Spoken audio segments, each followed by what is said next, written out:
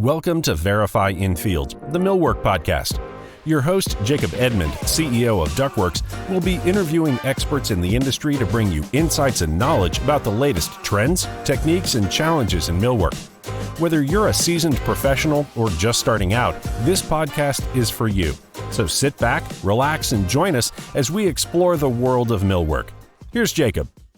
Hey everybody, today we have a real special guest, Ratko Tubic, and you'll have to correct me if am I saying that right? Am I pronouncing your name correctly?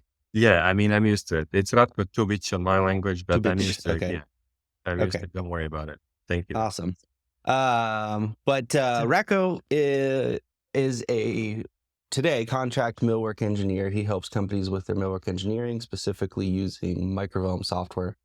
And he comes from a very unique background, though, being not born in the U.S. and coming into the U.S. millwork industry. So I really want him to share a little bit about, I think he has a unique perspective of our industry. And we have a similar background, both, working in this industry and engineering and microvolt engineering. So I'm excited to have a conversation today. Thanks for joining today, Ratko.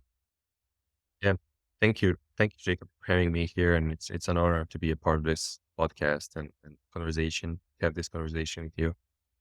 Thank you. Awesome. Yeah, likewise. So to get started, I think, if you could share a little bit about just your unique background, being born in Bosnia and coming from Bosnia through Serbia to the U.S., and then how you got into millwork altogether in the U.S. Yeah. Okay. So I'm third generation woodworker.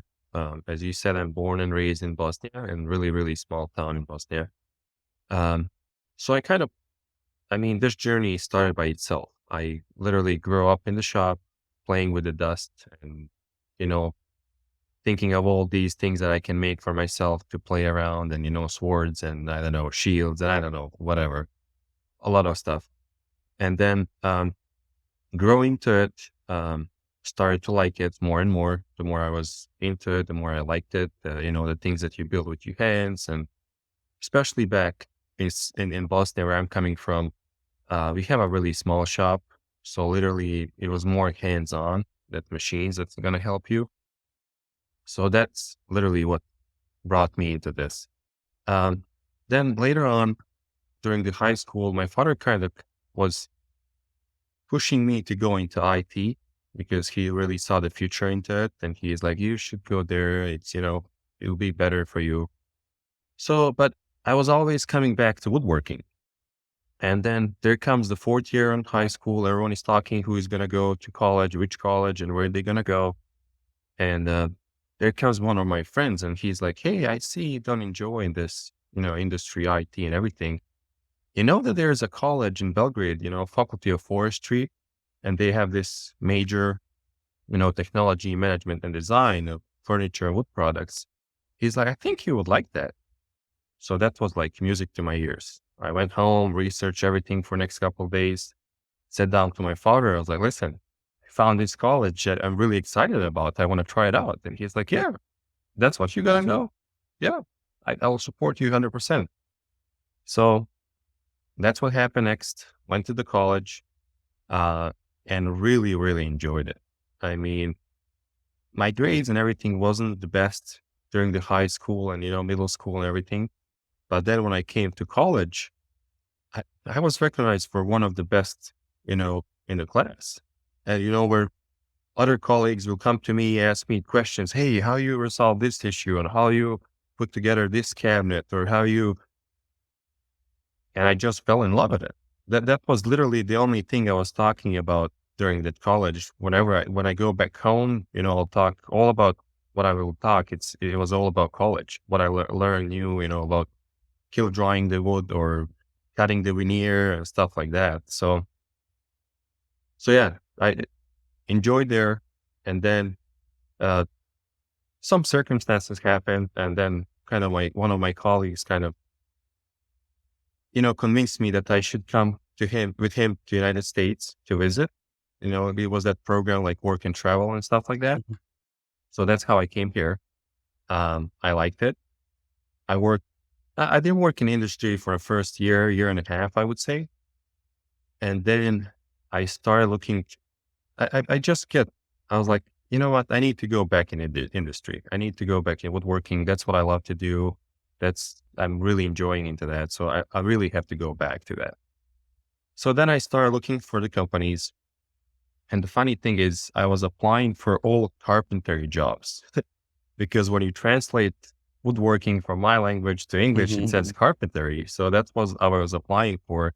And people will call me in interviews and I'll go and talk and they want me to install this trim and stuff. I was like, that's not what I'm looking for. And then until down the road, I realized actually that you guys call it here woodworking or craftsman. So that's what I'm looking for. So there comes my first, company and experience in the United States with woodworking. I found Linear. That was another funny thing that happened because I sent 2 emails with my resume and everything explaining my background and I went to college and all that. So sent first email, no one responded anything.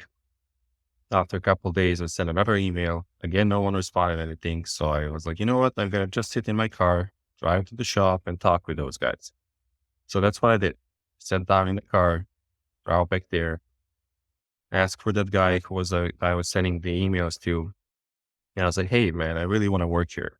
I sent you emails. If you can look my, resume and CV and let me know what you think. I really, really I just need opportunity, and then you'll decide if I'm worth it or not. So talking with him, he was the GM, and then talking with the owner of the company, they like me. They like my passion and everything. They're like, yeah, of course we can, we're going to give you opportunity, but you got to start from scratch. They didn't care about my, past experience and anything. So that's what happened. I started from scratch as a helper and then grew up in that company. After like year and a half, 2 years max, I was moved to the office. I was production manager, helping the owner and the GM, streamline the things and organize them and stuff like that. And then kind of even back, so I'll journey kind of leads itself, even back then, we struggled with backlog in the engineering. So even back then, I was trying to resolve that issue with kind of building a team back where I'm coming from, because I was in touch with my professor and kind of we were talking and he suggested this idea. He's like, why you don't have a couple of people here in Serbia, build a team, you can train them, you can explain them all the standards and everything, and then they can start working for you guys and kind of do engineering for you. But the owner wasn't that open for that. I don't know. Back then, maybe he's open now, I don't know. But back then he wasn't open for any outsourcing. He wanted people in the house. So that idea kind of gets shut down. And then during that, I learned so much in there. They are high-end residential luxury company. They do green matching. Like I never saw other company do stuff like they do. Maybe they are existing, but I didn't come across them. So they do some amazing stuff. So learned a ton of there. Then I felt that it was time for me to move on. Because go ahead. While you were there, though, you said that they had you kind of start from scratch. Yes. But you worked your way, I assume, while you were there into engineering. And did you learn microvol while you were there? Okay. Good question. So yes, I was not brought to engineering necessarily. I was brought more into kind of production, more to be in charge of the shop. The whole production, to make sure that all ducks are in a row and the schedule is there, that we're meeting the schedule, deadlines and stuff like that. So, but that's where I kind of was introduced to microvol. When I went in the office, I kind of started more asking questions about engineering, because even during the college, my strongest skill was engineering. I thought that I was the best in the class in engineering and drafting and design and type of classes like that. So as soon as they moved me to the office, the most interested department I was in, it was engineering. I was always, talking with those guys, what program do you use? How do you use it? So that's exactly where I was introduced to microvellum, and I was blown away when I saw what that, software can do, and especially that it's a addition to AutoCAD. That's what I love the most. And then I kind of started learning myself.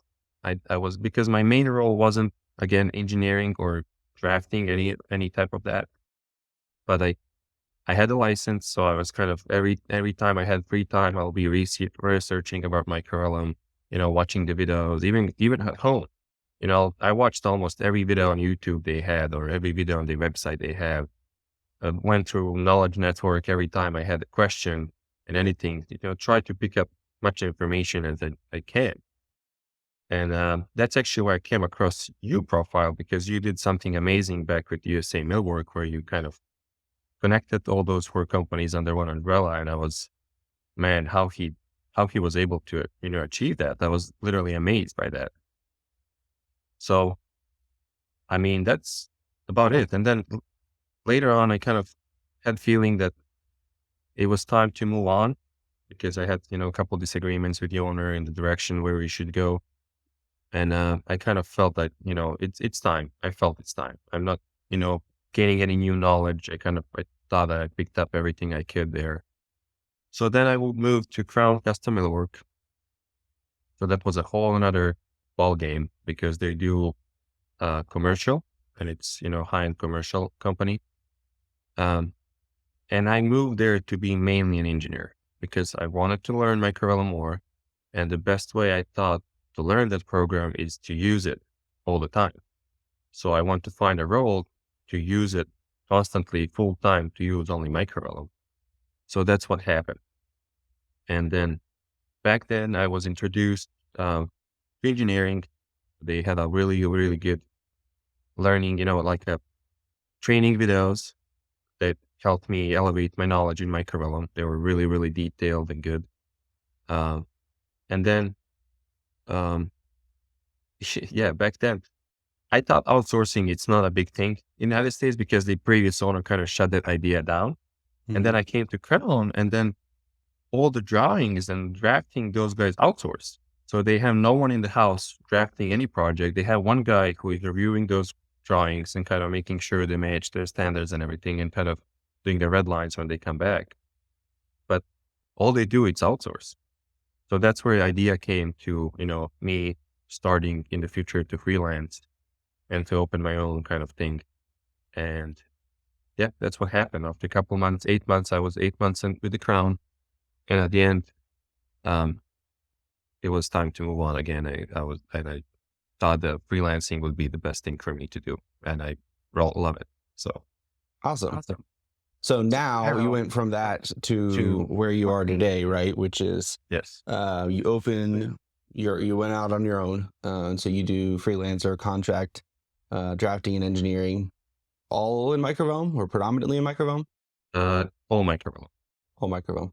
Okay. Just microvellum. And so what was that transition like? Because obviously you were exposed at Crown to, hey, this is a thing, and we're doing it a lot here. And as you mentioned, it is, there's a lot of companies that are doing it. There's a lot that are totally opposed to it and can't see it as an option, right? I learned that later. And for good reason, because it is hard to do. And there's a lot of providers out there that, maybe are doing it or offering shop drawings, but they're not really familiar with millwork. And so coming from having hands-on experience in a shop, how have you been able to transition into, helping your clients now bridge that gap? Like, what does that look like today, that when you work with your clients?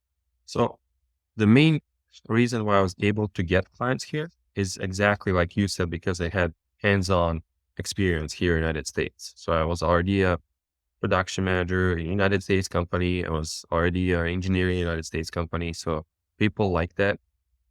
And that's how I was able to kind of make good relationships with the clients. And on the beginning, it was hard. As you know, every start it's hard. Every beginning is hard. So I kind of started this while I was still working at Crown.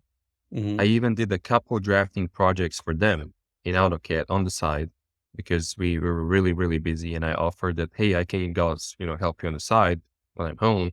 And they liked the idea. So we kind of did 2 projects, I think, for them.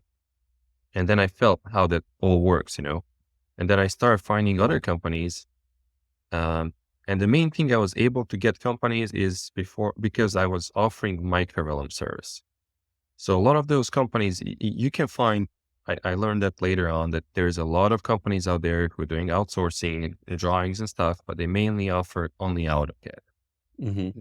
So me having that microvellum, offering the microvellum, they were willing to try me out. Okay, let's try.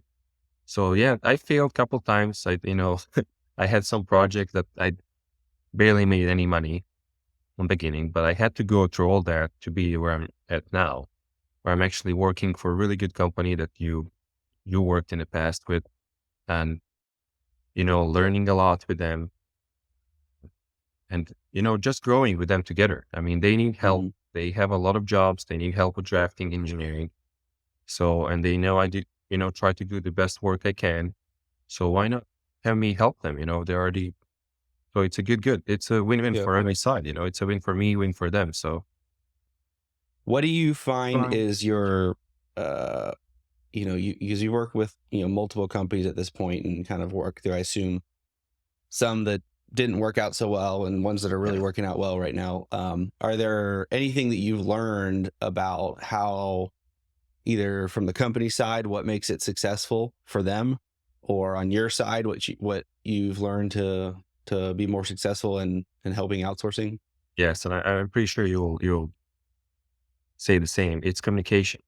Mm-hmm. It's literally everything is in communication. I mean, I can't read minds. So if you don't tell me everything what's going on a project, and if you don't keep me updated if something changes, I didn't know that. So you have to keep me updated and keep me in the loop so that I know everything what's going, because it happened like multiple times where they have one set of drawings, they send me the drawings, and then in meantime, designer or architect change a couple things. And if you don't send me those updates, I'm going to draw what first drawings you sent me off of them. So, I mean, you can't expect the good drawings if we don't communicate and you don't keep me updated. So the best companies that work for me, it's those companies that keep me in the loop, that Mm-hmm. include me in handoff meetings, because those are really helpful, where you have a group of people where they have estimator, PM, engineering or drafting manager, and even one drafter on that meeting, and we go through whole project. And that, even that time I realized, oh God, I even missed this. I didn't even saw that I need to draw this, or I thought I need to draw this, but I thought a whole different way of drafting. And then we have that meeting, you kind of narrow everything down, how everything should be drafted and what should be included on those drawings. So if it's communication poor, then relationship ends up being really poor, because I can't provide you with the best service there because you're not keeping me again updated and up to the speed. Yep.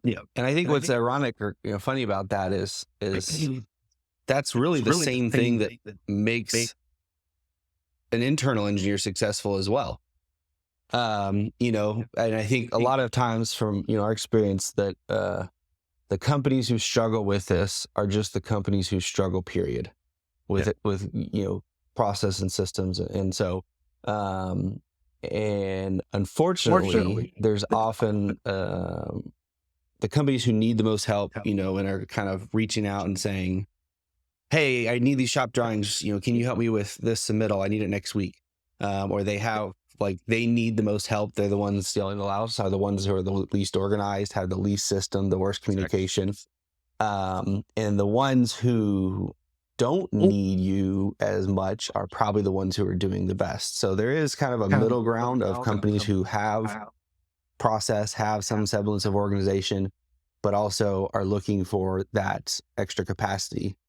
Do you find that, the learning curve? So obviously you have hands-on experience, because another thing a lot of companies struggle with the idea of like an external engineer or drafter is, well, you don't know how we do things. You don't know how we build things, or you can't just go talk to the shop floor.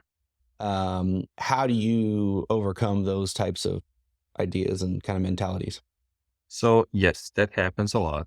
And yes, every company has their own standard, their own way of doing things. And so I always try to follow much as I can.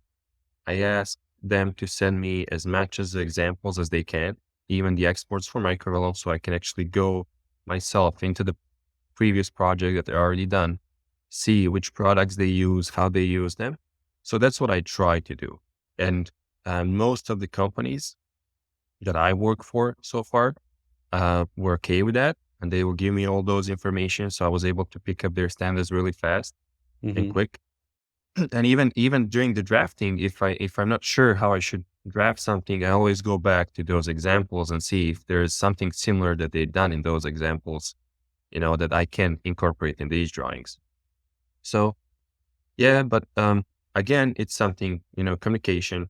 And again, it's something that some companies have really good written, in PDF. They're going to send me a PDF of how they like things done even in microvalve, how they want their rooms to be made, how they want their projects to be named and stuff like that. So I always encourage people to have that because it makes so much easier, not just for myself. I think even for people, when you're bringing them on board, that's going to help you in the future, to give all that instructions to them and they can read through and make sure they jump into your standards and pick them up easily possible. Right. So yeah, no, I think it's the same on that. The stuff that you need to be able to onboard an external drafter is really the same stuff that you need to onboard somebody internally and train them. Exactly. And unfortunately, too many companies just don't do any of that. And they say, okay, well, we've hired a new engineer. Here's your desk. Ask questions and figure it out. And the difference between that and somebody like you or I that's outside that building is we don't have access to the same ability to just walk around the building and ask people questions or access their network and find resources, right? And that's still not an efficient way to learn, and it leads to variation in how those people do things. And it's very subjective. Your engineers in general in those types of environments are themselves frustrated, and they want somebody just to say, hey, we do it this way, or we do it this way, or we do it these 3 ways, and here's how you know when.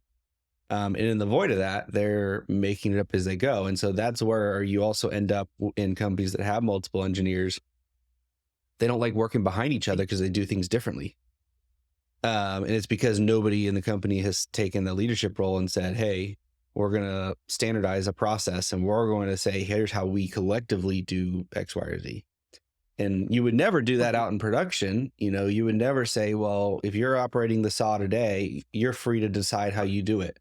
Yep. And when tomorrow, if it's somebody else, he's free to decide how he wants, and what's crazy is that like literally engineers are doing that and saying, well, I changed our cabinet construction to this because I think it's better for this reason. But no, you wouldn't let anybody else outside in your manufacturing do that. So, I think the people are resistant to outsourcing engineering or working with an external partner, because it understandably is scary and is uncharted territory. But that's why it's so important to work with somebody like you, who can walk you through that process. And that's what you really specialize in. And in that, you can actually help them improve their processes outside of you. That's what I try. I always say, if you don't have those standards in a drafting or engineering, that even complicates stuff in the shop. The things will go smoothly and much faster in the shop if you have everything standardized. The much as you can. Of course, if you're high-end residential company, every piece is one of its kind, but there's a US cargo cabinet you keep doing over and over and over in that kitchen again. So why not standardize that cabinet that in every kitchen is the same, Yep. So it's going to speed up everything. So yeah. Well, and even within that, there's things that you can standardize, and you don't even realize that you probably have. So almost every company that I've been to, and every millwork company starts out, well, we're very custom. We're very custom. Everything, we're all custom, right? But you think that you're more custom than the next guy. But if you go out and start talking to your production staff, they have created standards with even though if they don't realize it. So for example, if you were to say, well, we're a custom, okay, I'm going to just engineer this desk the way I think, and it's totally custom, and you send it out, that bench builder is going to say, no, I want double bottom plates, and I want 4 studs at a field joint, and I need, my access panel to look like this. They've created standards, but nobody's documented it. And even though it's custom, it's a totally unique piece. It could be done any one of which ways. They've figured out things that say, well, I know I want to cut these parts on this machine, so that means I want to do this detail. I know that when it gets to the field, I'm going to want to be able to assemble field joints with these type of bolts, or I want my access panel for this. And so there are elements of even highly custom things that can be standardized. I mean, for example, in veneer, even though every elevation is totally different, if you do blueprint matching, you probably have a standard that says, well, if I'm going to have a balanced center match cabinet door, does that mean that we always oversize 1 inch, the rough panel? Yeah, it's not 3/4, it's not 1.5 inches, it's 1 inch, right? And every shop has those types of standards. And those are the things that if you document them, you standardize them, you communicate them so everybody knows, because in engineering, we're going to need to know that. And if I do, I can make a panel drawing for you that's not just what the finished product needs to be, but what you need to make in the veneer to get that. Yeah. So you don't have to think this process too. So yeah, I mean, it's, again, the key is communication. There's not a lot of companies who have, for example, at the Crown where I worked, when we send a project to the shop floor, you will have a feedback. So when that job or work order went to the shop, there's a notes on your work order on the back. The builder or supervisor or manager, whoever wrote the issues they had and the things that you should be aware of in the future. So that was really helpful, because every time I had that feedback, I was like, oh, so next time, like you said, I need to pay attention to stud spacing. They didn't like 36, they wanted 16 or whatever. I'm just making it up now. Yeah.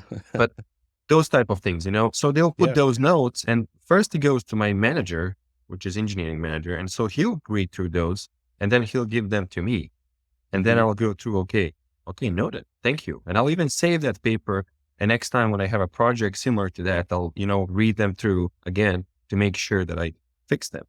So again, communication, feedback from the shop. People don't communicate too well. They just, it is what it is, and just keep doing it. And I think that's the biggest issue. That is a perfect example. I love that, because I don't think enough companies do that. But especially if you're working with, and this is true of anything, not just drafting or engineering outsourcing, but if you subcontract install, or if you subcontract your stone, for example, anything, for that supplier, that vendor to get better and be able to do better for you, you need to give them feedback. And one of the biggest reasons why this industry, there's tons of shops that have tried outsourcing drawings one time. They got an email that somebody said, hey, we can do your shop drawings, and we're going to, we've got all this experience. And they say, okay, we'll give them a try, and it goes terrible, and they just never do it again. One, those types of companies are, probably just bad. But if you try, they could only get better if you give them feedback. So if, we're working with you and we're doing a first job, that first job is not going to be the best we can do for you. And the only way we can get better is to get that feedback, is to say, okay, here's what we did on this job, and here's the things that went wrong.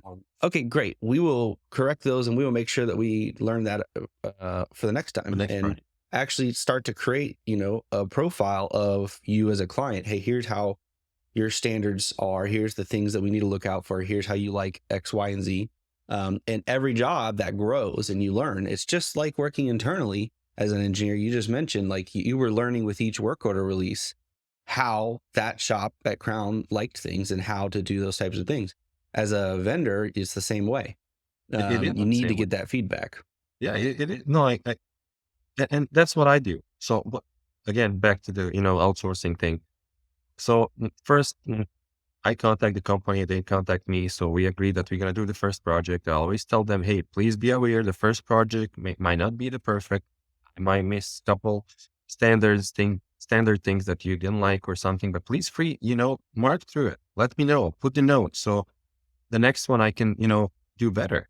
And then even when I send them the first project, that even when it goes to the shop and everything, I'll wait a month or two, or maybe sometimes even more, a couple months, and send an email back again, asking, even if we continue working on other projects, I'll send an email specifically to that first or second project or whichever project I done in the past, asking, hey, how did it go through? Was there any issues that I need to be aware of? Was there anything that you should let me know that I can keep?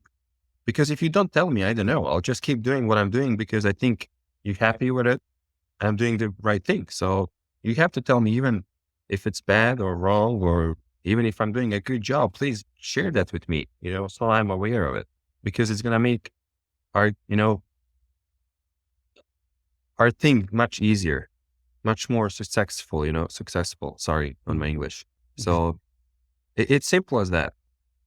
Again, we just keep coming back. It's communication and feedback. Yeah. And I think it's really, really important thing that people should encourage more to give those back to people. Do you find that there's, on kind of the idea of client standards and learning curve, do you find that getting their library helps to minimize mistakes of things that you wouldn't catch otherwise, that things are built into the library as opposed to if you were just drawing from scratch in AutoCAD? So yes and no. So I'll say yes, because there are companies who put a lot of effort in building those libraries, and they're using the microvellum almost to full potential. But there's also a ton of companies who use the microvellum basic, how it comes from they buy it, they get the license, they install it, and that's what they've been using for the past 5-10 years. Right. So those type of companies, again, have to do a lot of AutoCAD additional drawings and draftings and changes and stuff. So that's why I said yes and no. Those companies that do a lot of, library development in microvellum and stuff like that, everything I think is easier, because everything is standardized. Even for me, and as an outsource, I'm already set up to succeed, because I have their library, which is always fully, developed and have their own standards and stuff like that. So I don't have to think about it. I just go, hit to export those drawings and I'm done. I mean, it's easy. I love that when the companies are organized like that. Yep. Awesome.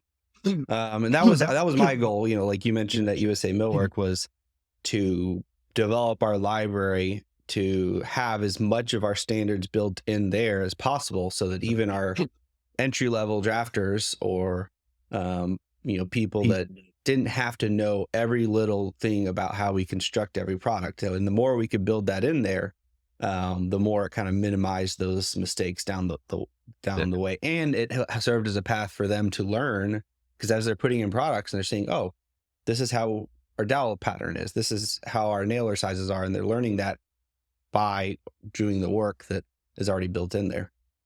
No, I agree 100% on that one. So what do you see, going from company to company, and now outside of that, you're working with multiple companies? What have you learned about the industry that maybe surprised you the most?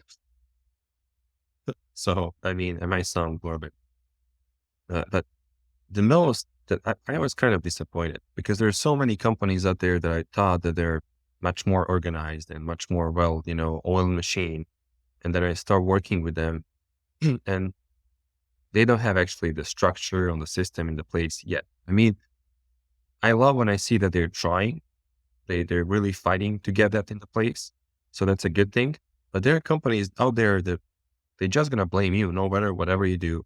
They don't care. They think they know, the best thing they're doing out there, but I think they might be wrong. And I hope someone is going to open their eyes one day and they're going to see that they can improve, they can organize better, and they can set up everyone to succeed, even their internal employees, everyone, So that's I think the biggest one that I've seen. And I was kind of disappointed into that, to be honest, a little bit. Not much. I mean, I try to help much as I can. And, sometimes when I build a relationship, I'll give my 2 cents, try to, give my 2 cents. Hey, I work with a couple companies around. This is how they do things. Maybe you want to try that way. It might help you in the future. I'm not pushing that, but I'm just giving them a kind of idea what they can do maybe a little bit better. Mhm. So some of them accept that, some of them not, just ignore. I mean, but it is, again, I hate to say it, but it is what it is. Yeah. I mean, I think that that's something that I've found, especially now, over the last year and a half working outside of a single company and with consulting with many companies, is one, the industry, in many ways, it's a small world. A lot of people, almost everybody knows each other, but it is much, much bigger. There's far more companies just in the US speaking even than people realize and than I ever realized. But two, but from that also, it's much more kind of representative of just the world in general or the society in general, in that anybody can start a woodworking shop in reality. Yes. And from that, there really ends up being a small percentage that are very well run, very ethically run. And there is always going to be a certain percentage of people that just either don't know how to run the business or don't really care to do it efficiently or do it very well.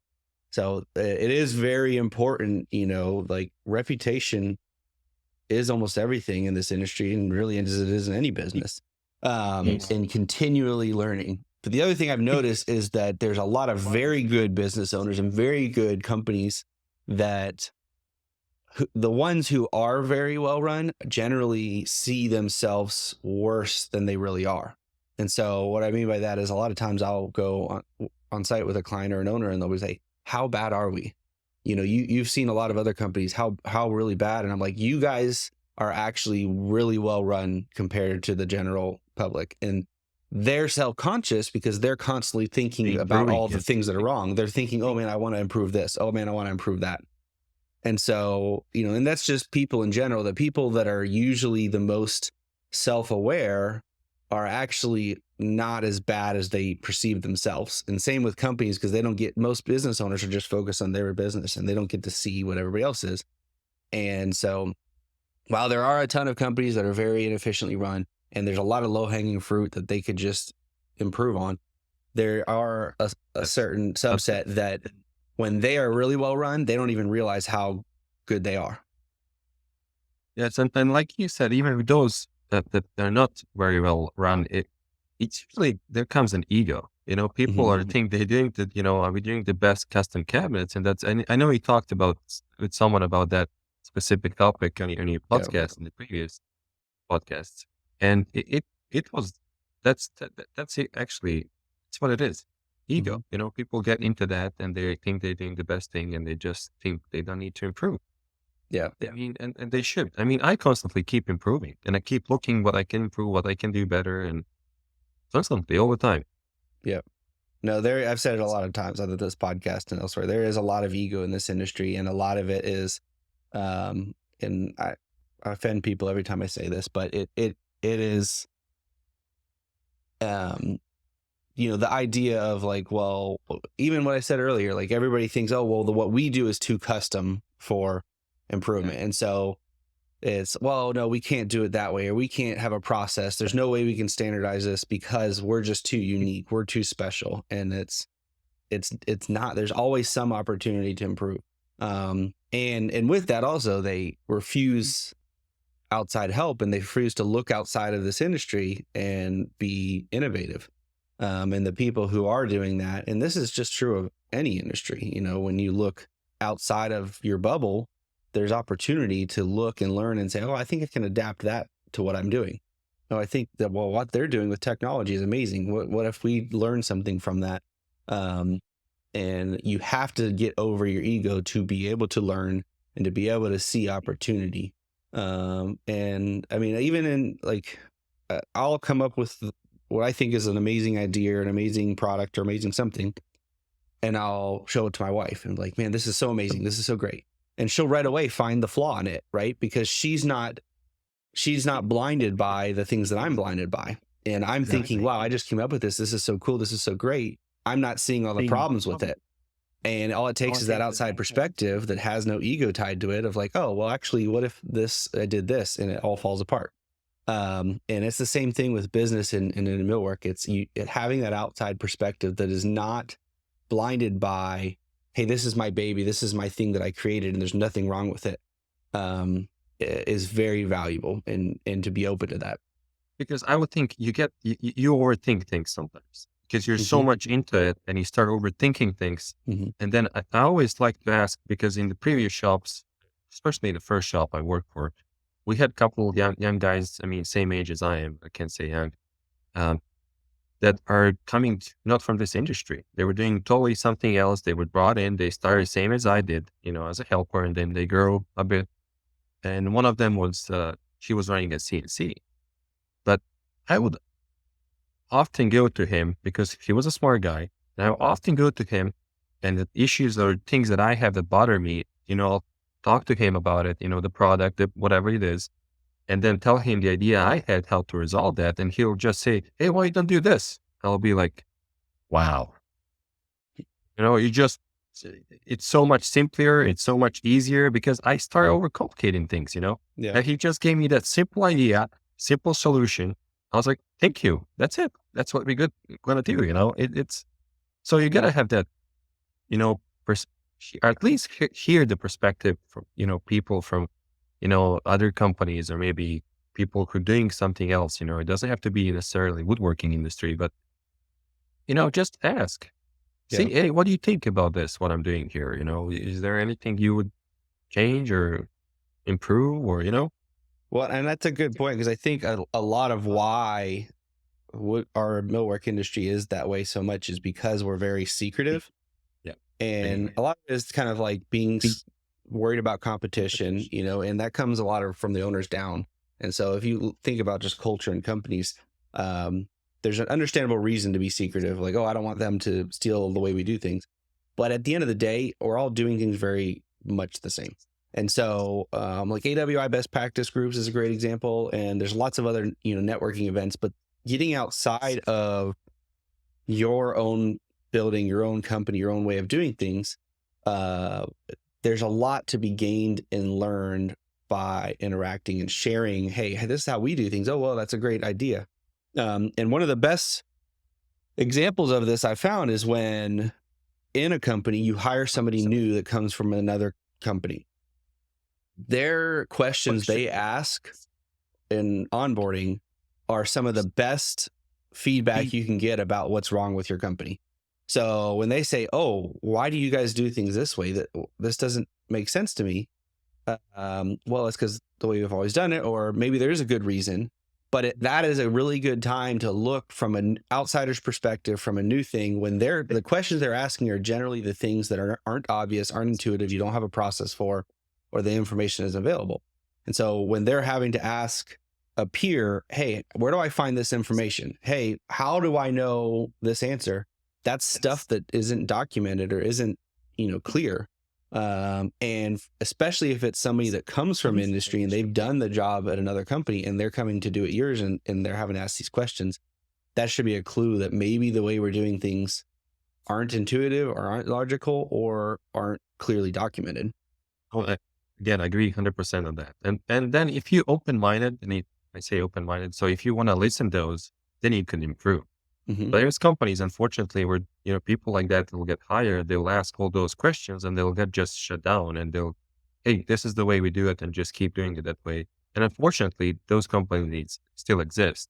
Yeah. So, I mean, the best way I learned the most in this industry is when I was in college and we had that through almost every class, we had to go to a different company in Serbia and see their processes or something. So if it's for example, for particle board class that I have, we'll go to Kronospan company in Serbia and we'll see how they make that particle board.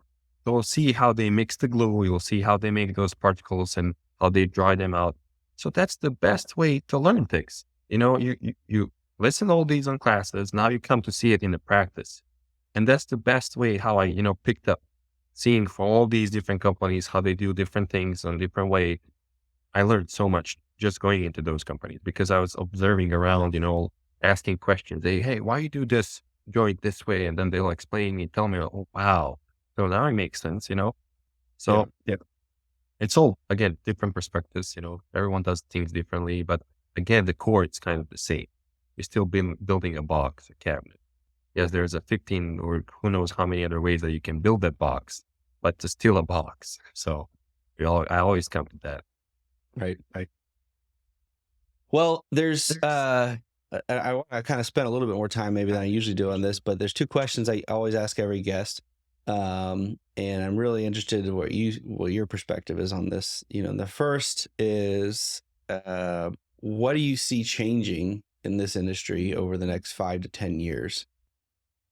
Okay. So so changing, I mean, yes, the technology will change. There's something new that's going to come out because that's changing at so fast pace right now because everything is going so, improving so fast. But I think as an industry, always kind of struggle a little bit with implementing those technologies into shops. So there's a still ton of shops out there that don't even have a CNC yet, or don't even have some software as a microvellum or cabinet vision or something like that. So I think what's going to be the biggest change in the next 5 to 10 years is that people will start to implement those more and more and more and more. Because if you don't have a CNC in the future and a software that can kind of support the CNC, I don't think so that you can be competitive in the pricing and with delivery dates and stuff like that. Because that's going to really speed up your processes and make things all different. So that's one thing. Also, another thing being in that high end residential company that I work for, I think I see a lot of and you will maybe have to correct me on this word. Is it sustainability that you say it? Sustainability, yeah. Yeah, the people trying to use more, if I can say, healthier MDFs, not using, harm glues and stuff like that. Or if you have the glue veneer on the MDF, you have to use eco-friendly glue and eco-friendly finishes. So I can see more and more of that coming, especially in that high-end residential industry, I would say. Yeah. Yeah, that's interesting because I don't think anybody's ever really brought that up, but I do see that material sciences and the sustainability also even just in the way they're manufactured. I was actually at a shop yesterday and touring their finishing department, and they're all like water-based. And so even in the finishing now, because still today, largely, there's a lot of finishing departments that have spray booths, and there's a lot of solvents and things that are terrible for your lungs and for your breathing. And so a lot of that is changing now to where even the chemicals and the processes we use are a lot healthier and less adverse. And let's say, I remember less harmful to us as humans. And I think it's we're becoming more aware of those things. Like, in general, woodworking, like particulate that you breathe and get in your lungs, like that doesn't ever come out. And there's a lot of things we've learned and are still learning just about using respirators and using masks and how the manufacturing process to be healthier for us as humans. So I hope that that's true. I hope that continues to improve because I can't tell you how many older woodworkers I know that just die from lung cancer or just, of different health problems related to working in this industry. Yeah, I've seen that changed a bit in the past couple of years, but I think that's going to be more and more in the future. That people are going to tend more to use, like you said, water-based finishes and stuff like that. Awesome. So on the flip side of that, what do you see staying the same over the next 5 to 10 years? So staying the same, and probably some of already said that, same as for technology, that I would say that need for good, well-educated people. Yes, you'll have CNC, you'll have a software, but you always need a good operator to run that software, to run that CNC and, stuff like that. So right. I don't see that changing in the near future at all. So there always going to be a need for good, well-knowledge people in this industry. And yeah, that's not going away. Yeah. No, I agree. And I think that's something that people are apprehensive as technology advances and automated machinery advances. They think, oh, we're going to lose people and jobs. But to support that, you need more and more of different types of roles to support all that. Yeah. What advice or tips would you have for people in this industry or looking to get into specifically millwork engineering, like you or I have, how to excel, how to learn, how to get opportunities in this industry? So I would say eager to learn for sure.